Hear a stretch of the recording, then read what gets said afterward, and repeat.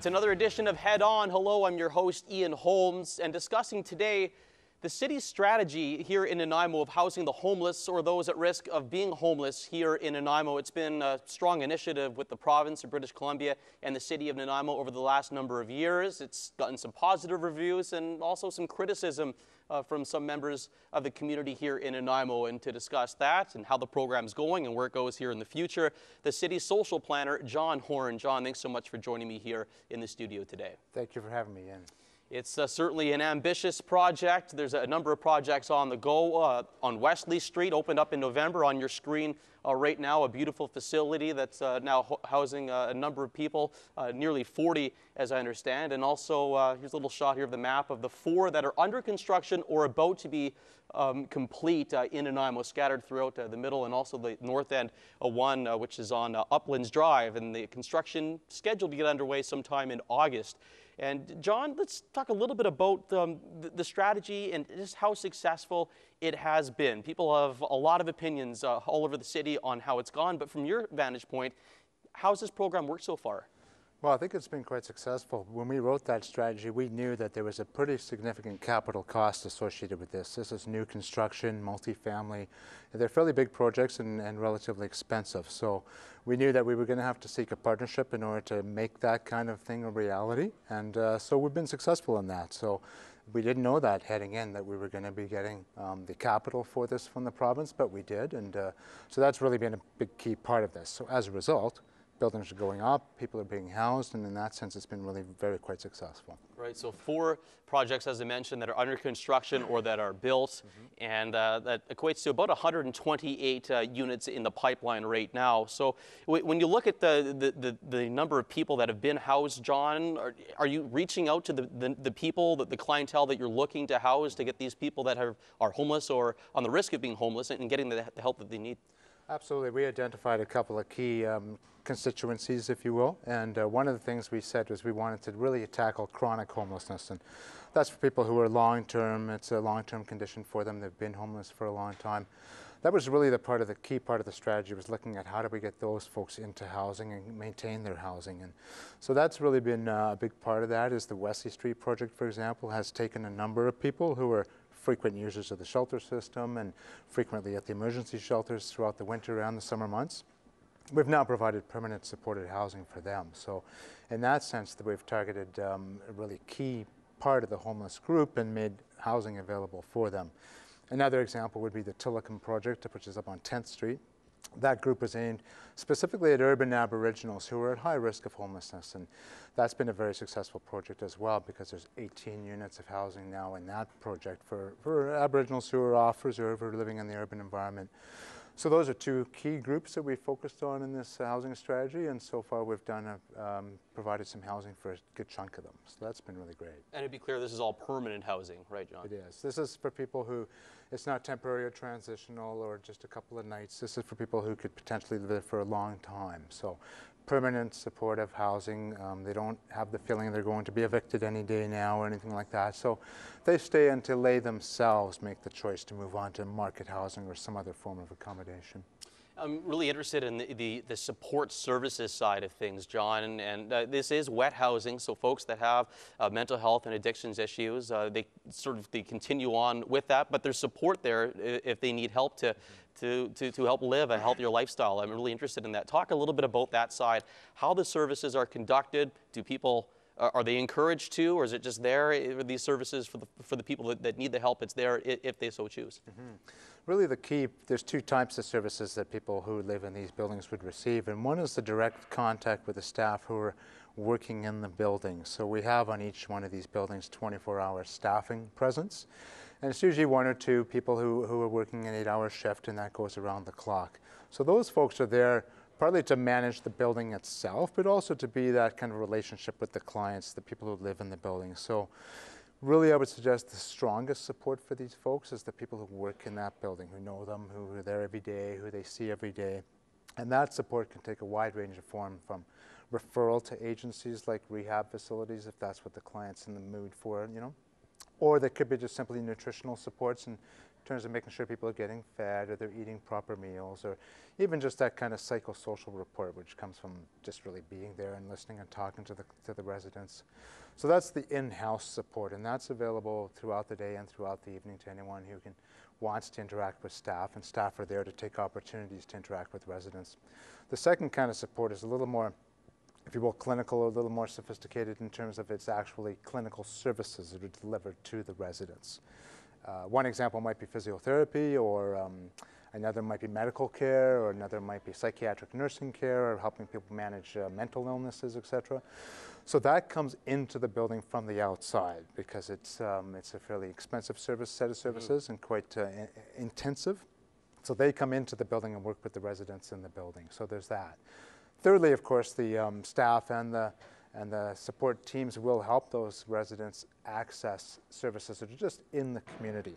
That could be as simple as going to the food bank or the local swimming pool, or as complex as a referral to a rehab facility or into a psychiatric inpatient care. So there's lots of ways of supporting these folks, and those are the three main ones. Right. Is there an understanding that there is meant to be a certain level of contact between the clients and also the professionals based in these facilities? Are people, can they sort of huddle up on their own and do their own thing, John? Because that wouldn't seem to me to be really conducive to making people healthier. So how does that work, getting that linkage, and is it binding, if you will, between the clients and the professionals on No, site? so the clients aren't required to access services in order to live in these buildings. They're given a place to live first and foremost, it just as that. So that's the starting point for everything.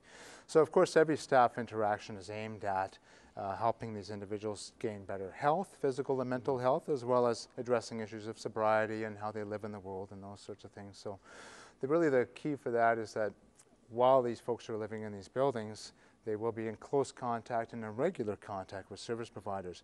That's quite a different picture from someone who lives on the streets and may go days and days and weeks and months without ever engaging with a public health nurse or a counselor or a rehab worker or any of those sorts of things. So part of the strategy we're using here is to put clients into a building where they can live, but also where they're regularly encountering and engaging with professionalized staff. They still have ultimately the choice whether they wish to engage in or participate in a program of some kind, but the odds of them willing and wanting to do so go up considerably when they have those relationships, those ongoing day-to-day encounters with professional staff. So what we're finding is that most folks do access a fair amount of the supports that are available to them through these buildings, much more than they would have had they just been on the street and not in contact with staff. So that's sort of the magic formula, is to put them into close relationship with professionals and see what emerges from that. The community concerns that have cropped up, and they've silented somewhat over the past number of months, and I'm of the opinion that part of that is maybe due to the more dialogue between the city and also the people that live in the central and northern part of Nanaimo, and also the scope, especially the Uplands project, has been downplayed a little bit. There's no more youth in that building. It's for older adults as well. Talk about that, the community concerns. Is there still people out there that aren't happy about this strategy that the province and the city have moving ahead, and how do you respond to those concerns, John? Well, I guess maybe for us, one of the things that we realize is that it's not always easy for someone who doesn't come into contact with this group of people very often to have a clear and accurate picture about who it is that makes up the homeless population. So typically for people who are not familiar with that crowd, who haven't spent time in the social work profession, etc., and that's lots of people, they may have some sense in their own mind about who it is that's homeless in our community and what they're like. Sometimes that perception is accurate, and sometimes it's not very accurate. So the challenge for us is to be able to help people understand and maybe do a bit of an education piece around who it is that's homeless in our community, why are they homeless, how do they conduct themselves in relationship to the non-homeless spectrum of the community. And so for us, it's really been difficult sometimes to be able to give people, a good sense of who it is we're trying to help in the city. That's been a challenge for us, and going forward, we're going to have to, continue to work on providing that kind of information. So I don't know how people are at right now. I know that we've done some work, some research around how people experience these sort of projects after they're finished, and So one of the things we did was we did a bit of a research analysis about one of the projects that's preceded this batch of projects. It was an affordable housing project on Bowen and Meredith Roads.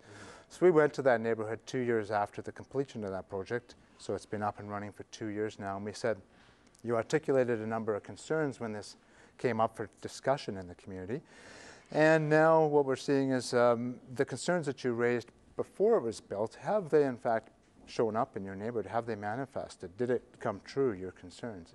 What we got back from the community around that site was, as a matter of fact, no, we've had no sense that this has changed the neighborhood. There's no increase in crime. There's no antisocial behaviors that we can point to or notice or anything like that. So in just that small example, and this is a little bit different from the projects we're conducting now, but in the sense that people had some fears and some perceptions about who was going to live there.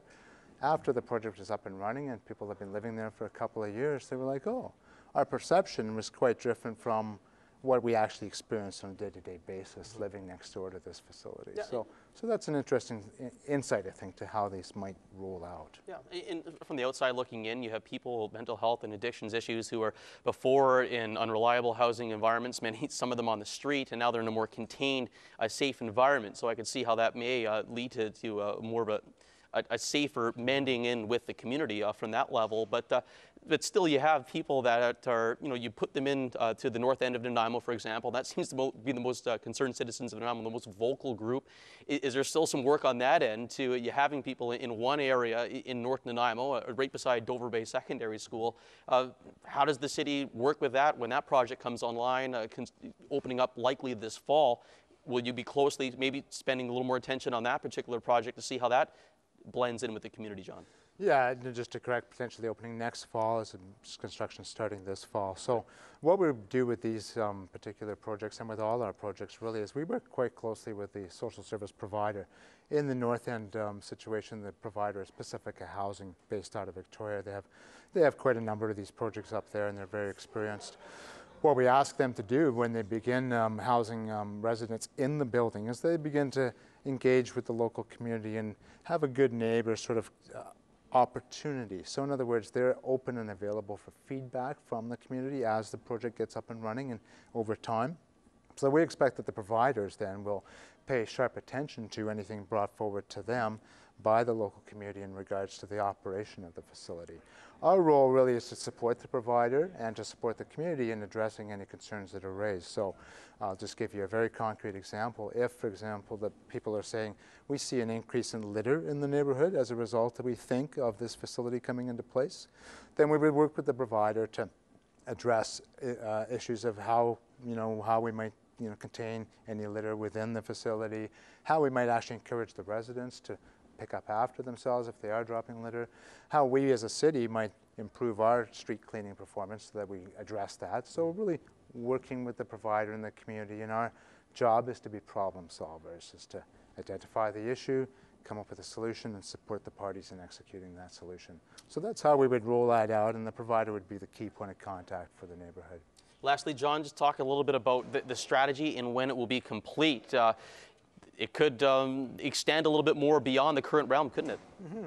Right now, the strategy was envisioned as a 5-year time frame, and we found that that was perhaps a little ambitious because we're now into the 5th year and we're just starting the construction process for 2 of the projects. So it's gone a little bit longer than we thought, but that's okay. So going forward, I think that what we'll be looking at is when we complete the housing, the permanent supported housing side of the equation, the strategy also speaks to a rent supplement portion. So we recognize that we're not going to be able to address everyone's needs with supported housing, permanent supported housing, but maybe what we can do is provide some rent supplements into the private market private rental market. Mm-hmm. So in other words, we'll look at how do we give people enough of the money so they can go and rent privately in just the sector, and yet maintain their financial stability. So that's another part of this strategy that we have yet to really fully complete, and I think that once these housing projects are up and running, we'll be focused on that rental, opening the rental market, so to speak, for people who are financially challenged by the cost of rents in our community. John, we're flat out of time. Thanks so much for this informative discussion about the low barrier and homeless strategy here in the city of Nanaimo. Thanks so much for coming on. Thanks for having me, Ian. John Horn, he's the city's social planner. Thanks so much. We're out of time. That's another edition of Head On. I'm Ian Holmes here on Shaw TV.